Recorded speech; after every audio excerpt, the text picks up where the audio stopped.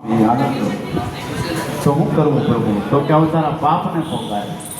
પછી એને હું કીધું કે જેટલા માથાના વાળ કોને જાણે એટલા તે કદમ અમે કીધા. બેન પાણી જને દૂધ પીવા મોનરેથી જણ પાછા. હા, રોટી ખોવાની. આવા ઘણા પાપો આપણાથી થયા હોય. બરોબર છે? તમે જૈન સાધુને જોયા? એને જૈનો વાણિયા એ બોલે એટલે આગળ કે હું કામ અત્યારે અમે બોલીએ ને કાંઈ સૂક્ષ્મ જીવાત મોઢામાં આવી ગઈ હોય તો એ મરી જાય તો પાપ. એટલે બને ત્યાં સુધી નિષ્પાપ રહેવાના પ્રયત્ન કરવા. હવે પાયો જ ખાલી પાણીની ચમચી થોડી રાખે, બેનો હાથ ઉગાડી રાખે. હવે આ વસ્તુ એવી છે કે તમારે જે પાપ છે ને પાપ એ આમ જાય નહીં, એને એકવાર પોકારી દેવા પડે. તમે અમારી પાસે પોકાર્યા નથી એટલે તમારું મન જાણે પાપ છે કે નહીં, તમે દૂર કરવાના કે નહીં, એ બધું તમારા મનમાં પણ દ્રઢતા રાખીને બને ત્યાં સુધી દૂર કરવા.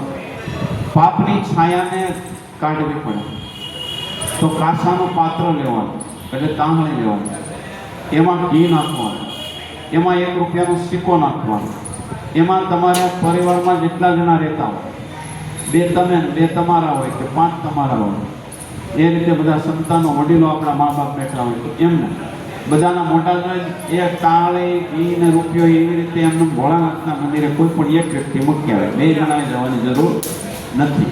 હું સમજાઈ ગયા કે વાત?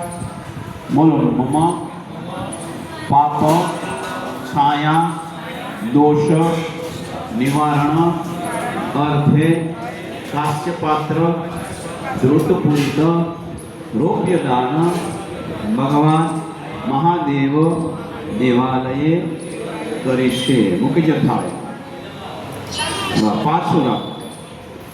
અને એના પૂર્વ સંકલ્પ અનુસારેણ અદ્યતિને હેમાદ્રી શ્રવણ કરી દસ્મૃતિ સ્નાન કરી તેજસ્વી નારાયણ પ્રિયતા નામ તસ્ત બ્રહ્મા. હર હર મહાદેવ.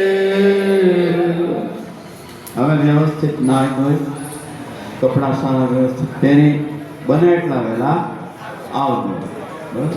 તમારું પાકીટ ચશ્મા પૈસા બધું લઈને સંભાળીને જજો, કારણ કે શોર્ટકટ આવ્યા એટલે